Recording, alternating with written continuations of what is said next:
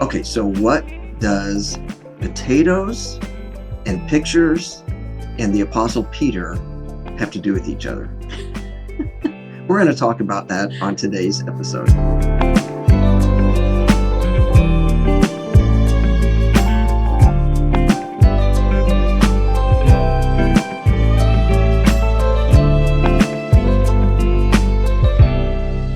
Hey, everybody. Welcome to the Side by Side Business Podcast, where we talk faith, marriage, business. We learn to walk life side by side.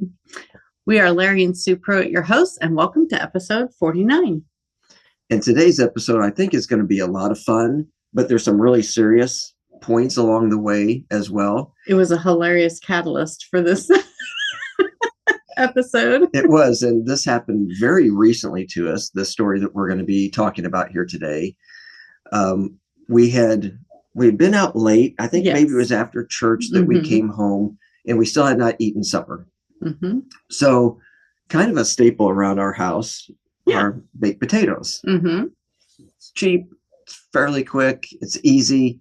And so when we got home that evening, I approached the kitchen where Sue was standing, and I said, "Hey, how about if I put together some baked potatoes?"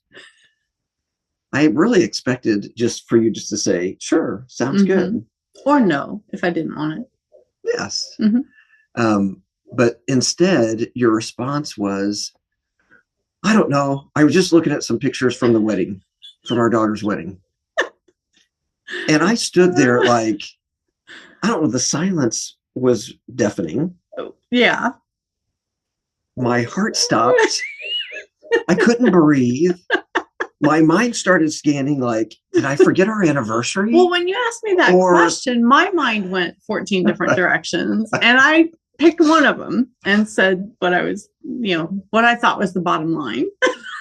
And so what is funny about that is your mind was going a million places. In some ways, my mind was going 0 places, right? Which is kind of on topic for what we're talking about. Kind of spinning around, trying to figure out what was happening. Yeah. It was bouncing around, I would say, from thought to thought to thought, because I was just thinking, wait a minute, did I not say the right question?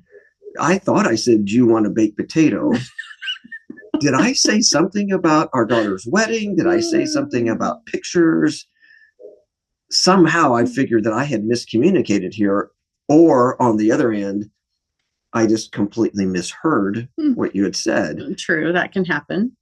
And then my mind was going a million miles an hour, just trying to figure out what in the world is going on here. And all of this happened in about 5 seconds. It felt like at least 5 minutes. It was a few seconds, maybe 10 seconds at the most. I would like to go back and review the footage. I'm going to replay of this because we don't have a camera crew following us around. So we don't. But probably for the better. I finally, I don't know if you asked. Did you ask what did I mean, don't or think did I said a word. I could not get any words to come out of my mouth. So I think at some point you finally I realized, okay, he doesn't know what I'm talking about. Bit, yeah. And so I just explained like, well, here's what I'm thinking. It's late at night. If you eat too much late at night, it's not good for you health-wise. Also, it puts on pounds and all that kind of all those things. And I'm also thinking like I had just spent the afternoon scrolling through wedding pictures, and I really didn't like the way I looked in them, frankly. And our daughter had just got married a couple of months prior to that. 1 month. Yes. Okay. And so I was like, okay, I think I need to, start eating differently or whatever, because I didn't like the way I looked in the pictures. And so then I was like, so I don't know if I should eat something that heavy this late at night. But you had not articulated that to me prior to this at all. But all that went through my head before I said that. Yes. And by the way, you are beautiful. Oh, thank you. And your pictures were fine. There was no problem with it. Maybe one of them was at a, bad angle or something. I don't know, because that can happen. And we ended up having the potatoes, by the way. We did. I had a very light one. But it was... Put some veggies on top. So, okay, it probably was just a few seconds. Yes. But it was a stressful few seconds for me because I seriously was afraid that I had misspoken, or that I was not hearing properly, or that there was some connection that I should have made that I didn't make. And I do. And then when I made the connection for you, I think that then you thought, oh, the Bible applies here. Well, I will just say, first of all, there was an awful lot of laughter that happened. There was. Because I explained then to you how confused I was. And then that, you started laughing about that. So we had a good laugh over the moment. And especially because of what we do, working with married couples. And we talk a lot about communicating and understanding each other and such. And so we had a good laugh about it. And I think probably one of us said, this has to be a podcast episode. Yes. So here we are. Here we are. And so, yes, so this definitely connects to scripture. And so that's where the Apostle Peter is going to come in and to tie into the potatoes and pictures. Yes. Right. So the 3 P's here. Right. 3 P's, just like a good Baptist preacher. That's right. So we should probably read 1 Peter chapter 3, verse 7. And just to understand, anytime you read one verse, you've got to get the context of it. There are 6 verses prior to this that are speaking to the wife in a relationship. Wives can handle 6 verses, guys can only handle 1, but there's just a lot packed into this one verse. So we want to talk about that and how that applies to married couples, how it applies to business owners. Really, it can go out to all kinds of relationships, but definitely for the marriage. Yeah. And so, so 1 Peter 3:7 says, likewise, husbands, live with your wives in an understanding way, showing honor to the woman as the weaker vessel, since they are heirs with you of the grace of life, so that your prayers may not be hindered. You're right. There's a lot there. Yes, there's definitely a sermon in that. There's a podcast episode in that, which is what we're doing here. And so at the beginning part there, it says that husbands are to live with their wife in an understanding way. And I will just say, from the guy's perspective, that can feel like God's just playing a joke on us a little bit here. You kind of did in that moment, didn't you? I did, yeah. And so we're very different. The male brain and the female brain are very different. Right. And we could get into some science here, which I don't really want to necessarily. Yeah. But we can talk about that a little bit because there's been all kinds of studies that have taken place. And each brain, every human brain is different. All right. It's like your own fingerprint. So we're talking in generalities here, and that's really important. But there are very distinct differences between the male brain and the female brain. Right. And I'll start talking about the male brain here a little bit. Okay. And then I'll let you talk about the female brain. And then it'd be kind of fun if we shared our unique perspectives on that. But we like to talk about building, right? We talk about building your dream business. We talk about building your marriage. And so just to stick with that theme, if you think about the male brain being a house, there are all these very separate rooms. And each room has a very thick soundproof door to it. Yes. And so whenever a guy steps into the workroom, let's just say he closes the door behind him and he really likes to just completely focus in on getting work done and not being interrupted. I remember one of the day jobs that I had where I just got interrupted all day long. Yes. And it was just a real challenge. And I already feel like really lame saying that with you being home with 5 kids at the time. But anyway, let's just stay on point here. Yeah. But then whenever I leave the workroom and I walk down the hall to the sports room, as the time when we're recording this, the World Series is going on, then I'm just thinking about the World Series. I'm just thinking about the game, and I can really focus on that. And that's why, like, if you try to come up to me and have any sort of meaningful discussion during that time, I'm not really all present there. Yes, I have learned. And I have learned also that discussion for later. And I've learned also that what's more important here, and to turn away from the game for the moment here to have this discussion if it needed to happen right now. Right. All right. So along the pathway from one room to the next room, there's clutter and there's all kinds of things around on the floor, but I just walk right past it. And, this is metaphorical here, right? Yeah, this is in your house in your brain. Yes. And so I just ignore that, and I don't really get too awfully distracted by that. When I do have multiple doors open, it's very difficult for me to focus on anything. When I see the clutter around me, those things that are popping up, the emails, the text messages, I just got to be honest. Whenever like when the kids were young and one of the kids came up, it was very distracting. My first instinct was to try to ignore that. Right. To shut that door harder. Yeah. Yeah. And so as a guy, I've got to work really hard at saying that kid who's in front of me is more important than the sports, than the work, than whatever else. The nothing room. We haven't talked about the nothing room. Oh, yes. There's a nothing room. Oh, yes. I should definitely mention that. That's like a favorite. I think it's every guy's favorite room. So we go into that room. I think it's why guys have. Ladies, I know we don't get it. I know we don't get it, but it's there. It really is there. All right. So I'm convinced it's true. Yes, it is. So the nothing room is a room that is completely empty, is completely blank, and guys can walk in there and literally think about nothing. I don't see how that's possible. It's a glorious place. It's a glorious place because it's calm, it's peaceful, there's no stress in there. Mm-hmm. And whenever stress starts coming into your nothing room, that's a bad sign. Mm-hmm. And you're like, I need to reinforce the locks on this door so that nothing can break that silence that I have and that focus that I have. Mm-hmm.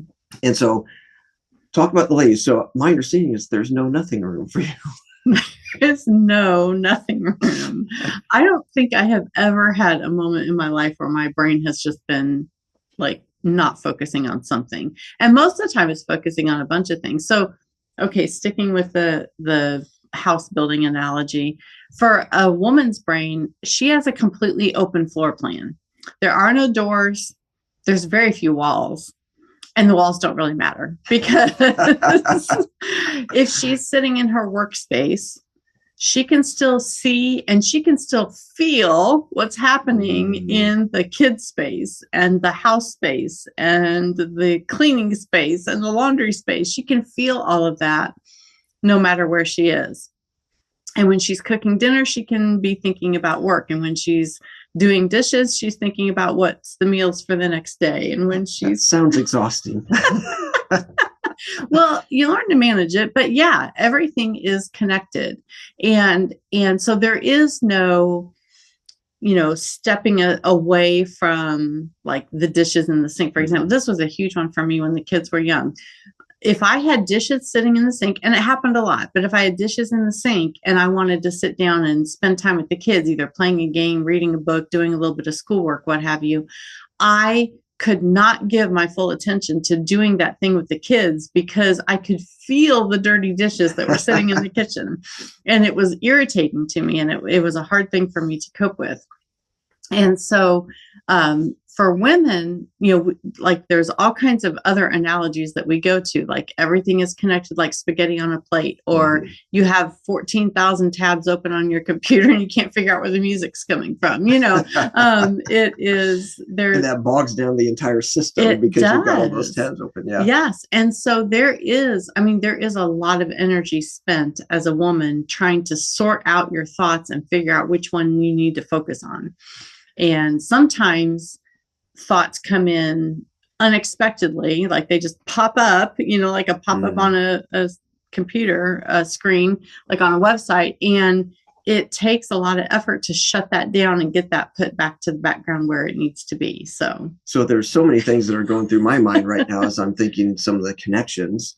Like, number one, you talked about the dishes kind of calling to you a little bit. Yeah. So let's add another layer to that. Let's say you've assigned one of the kids to go into the kitchen and do the dishes. Yep. But they're not. Yeah. So now I have to think about the fact that there are dirty dishes and there's a child that I need to redirect. And then it can be natural that you flow into, and I'm a failure at parenting. Yes, I'm a failure at cleaning the house. And then there's all kinds of those negative thoughts that can affect you if you're not careful. That's right. That's right. And so I think that first of all, I think hopefully this is really valuable for a husband and wife to think about this. And we just really encourage you as a couple to sit down and talk about this. Listen to this episode together. Mm-hmm. If you're listening to this and you're like, I wonder if my spouse is really like that. Again, we're talking generalities here.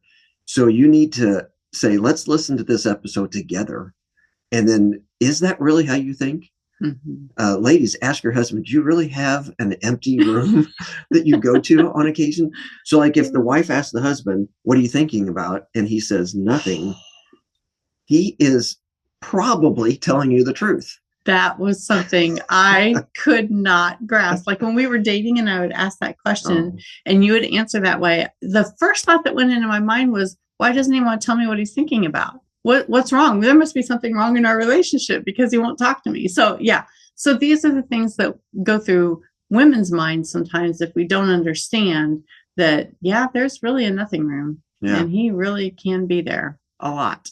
And yes, because that's kind of the default room, honestly. Yeah. And it is an escape. There's no doubt about it. I'm really sorry for you that you don't have that escape because it's kind of nice. And I don't get to spend as much time there as I would like, of course, and especially as entrepreneurs and especially when the kids were young, it was almost impossible to get there. But that is why, for example, whenever I was driving home from work, when I had the day job, it was about a 20-minute drive and I would not turn on the radio or anything. I'd just be like, I'm in, should I be driving when I'm in the nothing box? That's kind of an automatic thing for you to do at this stage, but yeah. It's why I love to mow the grass. Yes. Because my brain is kind of occupied with something routine and the creative side of my brain can be active. And I think it's super important to say here as we talk about the differences between men and women, it's not like one of those is wrong. No. Neither one of them is wrong. Neither one of them is better than or less than. Right. It's just how we're made. Right. We're made different on purpose. Hence the instruction for husbands to live with their wives in an understanding way. Right. It's going to take some effort. And, I kind of want to make draw one more analogy from what we've talked about so far, is that in that house somewhere, there is an intimacy room. Yes. And guys can close all the other doors and jump in that intimacy room really fast. But for ladies, no, we have to get everything out of the way before we can go into that intimacy room. Like it's so, just to kind of talk about it real literally, men a lot of times but sometimes intimacy is a way for them to push the day out of their mind. It's like, if I can get into that sex room, I'm good. It's and I can, relief. Yes. For women, we have to push all of the stuff out of our mind so that we can go into that sex room, because we can't fully engage when we've got those 14,000 tabs open in our brain. So we have to work on shutting those down and getting things, just taken care of and put away before we can really fully engage. And so that can be a real challenge, because the husband can be like, I'm sick of this day, let's go have sex. And she's like, hang on a minute, I'll be there in a few minutes. And this is totally a full episode that we need to really give some dedicated time to discussing this, because it's a big issue. It's very important. That's an important aspect of a married couple's life.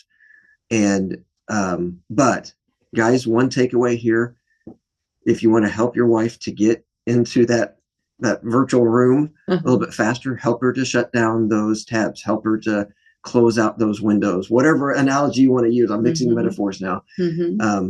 But those are the type of things that you can do to help. And one of the very simple things we did when the kids were small is I put the kids to bed at night. And you would go and have a relaxing bath. I would take a bubble bath. Yeah. And I would read, and it was like this buffer between the busyness of the day and all the stuff that I had to be thinking about during the day, and then the time that I could concentrate on time with you. And it was very much needed for me to have that little bit of buffer time. And it was a great buffer for me.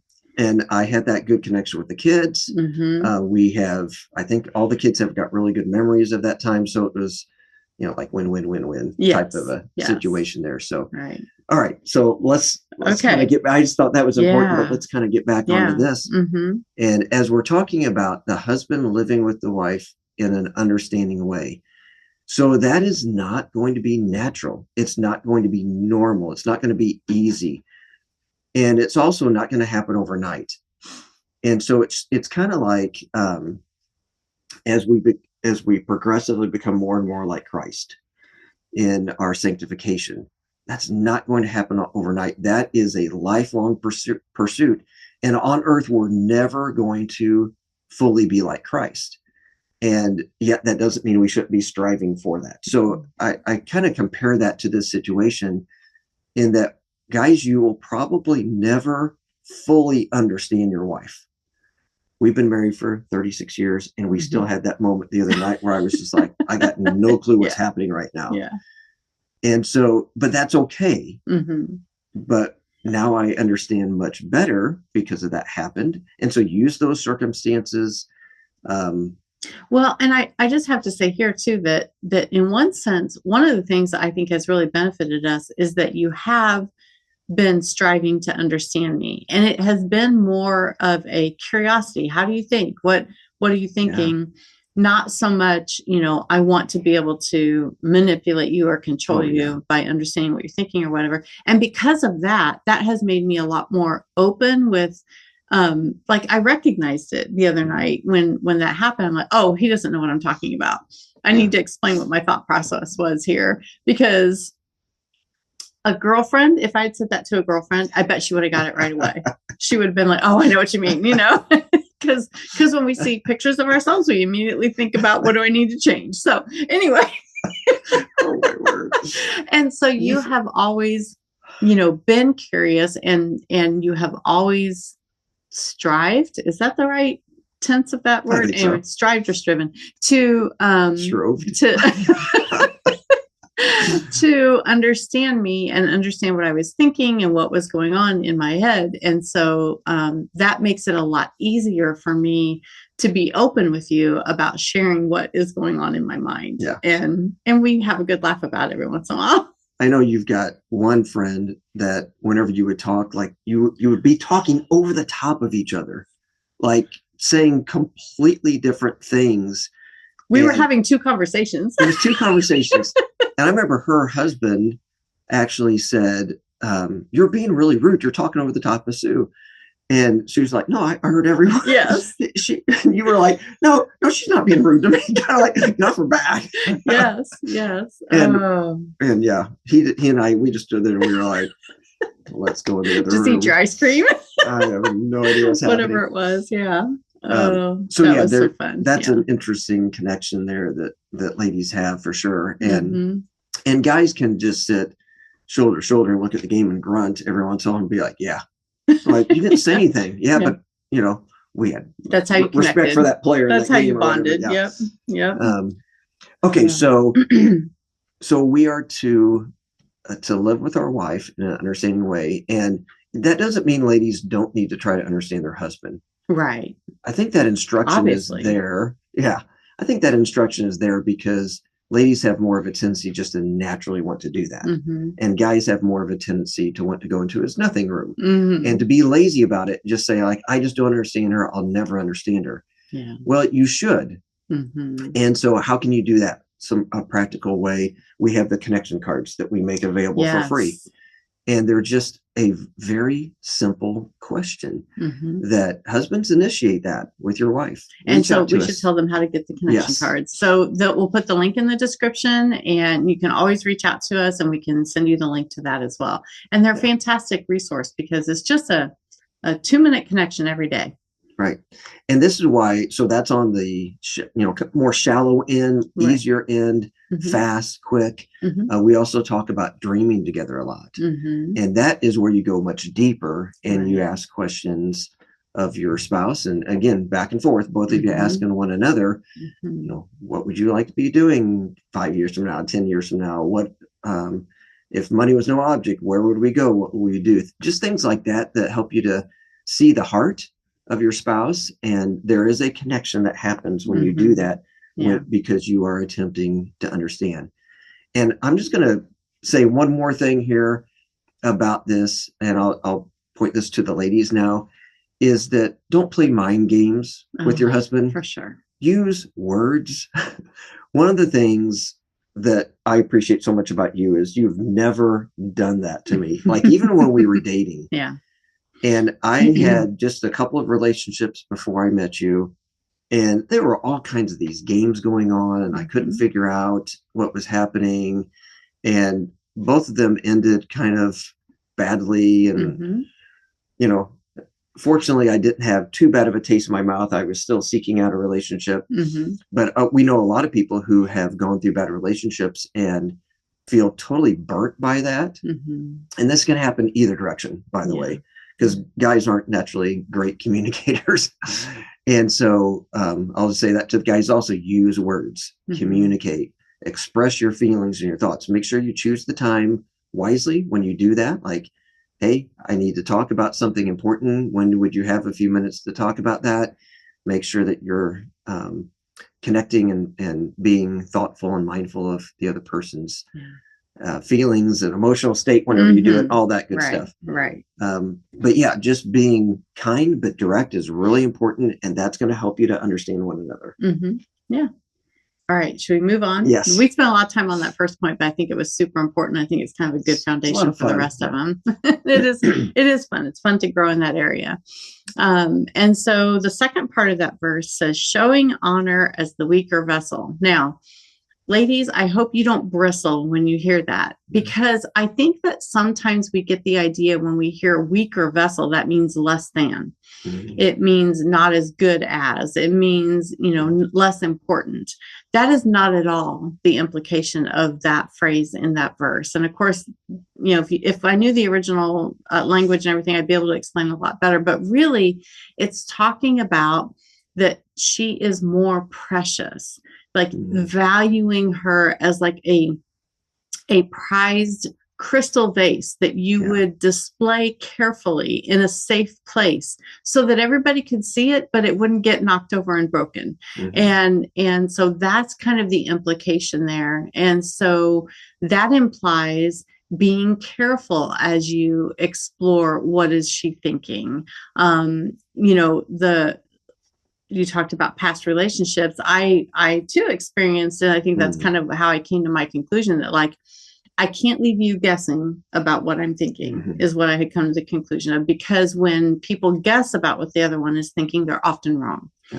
And so it almost always goes toward negative. Yes. Almost always. You almost assign negative motives every time. And that's not good. And so if he is valuing you as the weaker vessel, that means that he is treating you like a precious treasure. Is there a lady alive who would say, I don't want to be treasured by my spouse? I don't think so. And I'll just say, I have looked up this verse and looked up the original language. And so there's another, like that word that comes out as weaker. Some translations use the word delicate. And I like that a little bit better from what it seems like what the apostle there, Peter, is trying to say, is again that this is that she is precious is a great word, delicate, someone who needs and wants to be protected. And as a husband, that is one of our primary roles, is to protect our wife.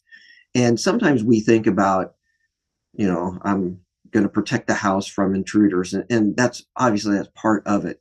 But there's so much more to it. It's protecting her emotionally and spiritually, and making sure that she's being fed in those ways is super important. And it's tied in. It kind of builds upon understanding. Right. Exactly. Because I need to understand you in order to best know how to protect and provide for you. And I will say that for me, I feel very treasured when you are trying to get to know me better, when you're trying to understand me. Like, that is something that I think I've shared that before. I don't know if it is kind of a common thing with women or what, but I have a very strong desire to be known for who I really am. And the fact that you want to know who I really am means a lot to me. That makes me feel like you treasure me. I feel like you are valuing me and treating me like that delicate vessel, and not like it doesn't. It just feeds into our relationship and makes me feel even more connected to you because of that. Yeah, that's awesome. And again, after all these years, I'm still learning. Yeah. And that is a lot of fun. And there's there's just a lot of depth to you, and that is really cool. And hopefully I'm growing, and you're growing and yeah, changing, and we sure. do that together, and we kind of know that about each other. So I think that is a piece of it too. So, and I love how this verse then continues on to that third point is, like you made the point that it's not a less than. And the next section of that just makes that very clear. And it calls that it specifically says that she is the joint heir. And how does it say says, since they are heirs with you of the grace of life. Okay. And so that is very clear that men and women are equal before God. Again, we have to think about the context of and the timing when this was written. Yeah. At that time, women could not be, they couldn't testify in court. Right. Their word was, it didn't mean anything. Yeah. They were in many ways considered second-class citizens. But Jesus changed all that. That was not how it was supposed to be. Yeah. Jesus was very kind toward and elevated women. Absolutely. It was, and Peter's continuing so radical. That here. Yeah, it was so radical to even say that they're equal with you. They're joint heirs just like you are. They have the same grace. Yeah. You get the same inheritance. You get the same love. You get the same sacrifice from Jesus. You get everything was equal between men and women that was not necessarily accepted then, still not accepted by everybody today. Sure. And sometimes people want to even, take do the reverse thing and, make women the dominant and all that kind of thing. So this is talking about we're equal. We absolutely are equal, and we get the same inheritance, and what a joy that is. And we have different roles. Yes. And so that's another podcast. Yeah, that's another one. But we very much see that there is a difference between men and women. There's a difference in roles, husband and wife, and other things. But I'm going to avoid the temptation to go too deep in that. And when you do that, so when you're making the effort to live in an understanding way, when you're making the effort to treasure her like a precious vase, you're honoring God's design. Right. You're saying, okay, I understand this is how we are made, and this is how we are made to relate to each other. And when you do that well and strive to do that well, you're honoring what God has put in your life. And so he blesses that. That leads to the fourth part of that verse then, is because it says, when you don't do these things, your prayers will be hindered.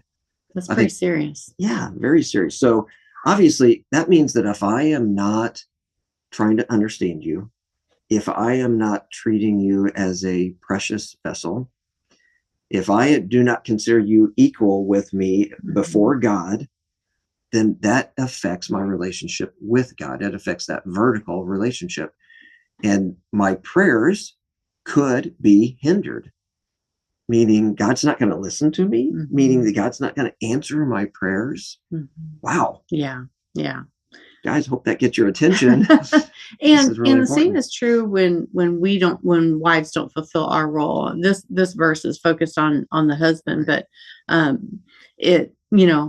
think that whole translation of, if you treat your spouse poorly, then you're not honoring God, you're not honoring his design. So that's going to hurt your relationship with him.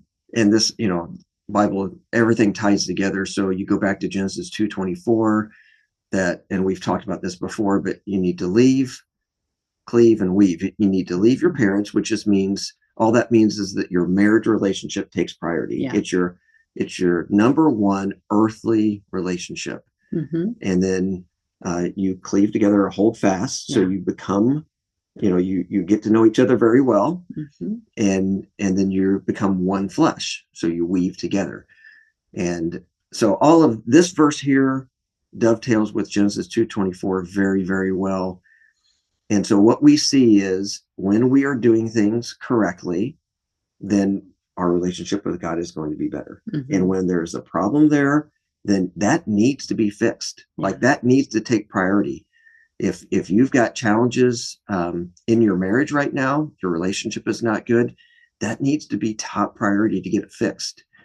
If anybody watching or listening needs some good biblical counseling, go for it. And we've got some references that we can reach give out. You We've got resources. because it's going to affect everything else in your Mhm. life. It is very, very Yeah. foundational. Yeah. And that is one thing that we do when we work with couples. We help them to discover how to honor each other and honor God's design in the way that they treat each other, so that we can be that picture that we're supposed to be to the world. That's Yeah. the whole purpose of marriage, is to be the picture. Well, one big purpose of marriage is to be the picture of Christ's relationship with the church, his bride. And so in making the effort to do that, you know, this verse talks about so that your prayers may not be hindered. Other verses that speak to the wives talk about, you know, being the wife you're supposed to be, so that the word of God may not be reviled. And so it's super important to our testimony, to what the world thinks of God and all that kind of thing, in how we treat each other. So go ahead. I was just going to say that you just referenced Ephesians 5 and Titus 2, if anybody wants to look those up. And then just as we kind of start winding down here and get some takeaways, we are different by design. It's not a joke. It's not a God trying to, make things really complicated for us. But when we slow down and get out of our selfish desires and start saying, I'm going to understand, I'm going to work at this, I'm going to understand my spouse, I'm going to give preference and deference to you, then it helps us spiritually, individually. Yeah. And it helps us as a couple. And so those differences can be frustrating. There's no doubt about it. Those differences can cause a lot of problems at times.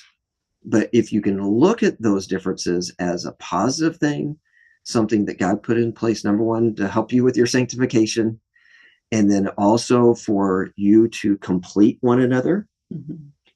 We talk a lot about not just living in a silo. Yeah. So in other words, not just completely surrounding yourself all the time with people who completely agree with you.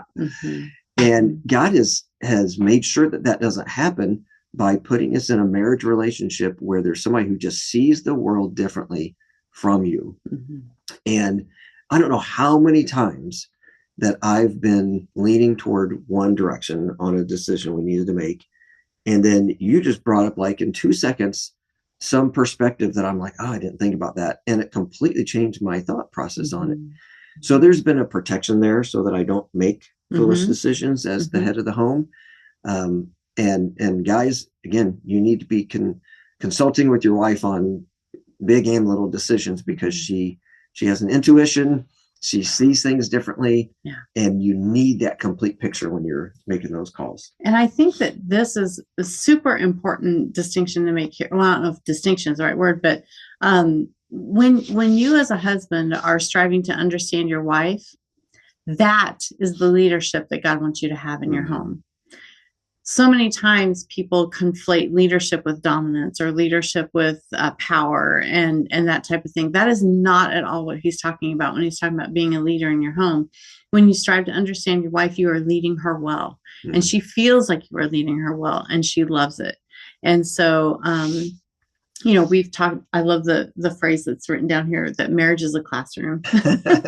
Yes. And family is a classroom, but marriage is the first step towards that family. And that is the classroom in teaching you humility. And sometimes God gives you children who have completely opposite personalities. Sometimes he gives you children who have the exact same personality as you. Yes. And wow. Yes. That's exactly when you see your sins coming back at you, right? Yes. Oh, aren't those the moments that we feel the most prickly about? Like, I don't like seeing myself in you there. So, but yeah. So, to understand ourselves, to understand each other, to give grace to each other. Like Larry's an amazing husband. You're the best husband I could ever want. Aww. But every once in a while, you're not doing things the way you should, and I need to have grace for that, because I'm expecting you to have grace for me when I'm doing things, in a way that I shouldn't be doing them. So we learn to have grace for each other as well. Maybe our editor can take out the second half of that paragraph. just the first part where you were saying, Larry's a great husband. No, that all that was good to have together. Yeah. And so enjoy your differences yes. as a couple. Like lean into that and explore each other's differences and how they think and how they process information, how they make decisions, and just understand that that is by design. It is a tremendous gift that God has given to you, and together you can be that power couple who can do amazing things that you could never do individually. Even like with the two of you individually, you can never do as much as the two of you together can accomplish. So all right, so I hope that this has been helpful. We do encourage you, share this with somebody that you think may benefit from this. We would love it if you would subscribe or follow us on whatever platform you're watching or listening on. And of course, if you would leave a comment, that would be a lot of fun for us to hear. Maybe a story or maybe just a brief explanation of some differences that you have with your spouse. What I want to really hear is the funny stories. Yes. I want to hear what's something funny that's happened between you and your spouse where like the understanding wasn't there right away and it took a little bit of effort to get there. So what are like your potato and picture story? Yes. All right. Yeah, we definitely want to hear that. So we hope that you'll join us next time for more talk about faith and business and growth and learning to walk this life side by side. So join us next time for Side by Side Business Podcast, where we take what you've learned today and go build your dream business side by side. Take care. Bye.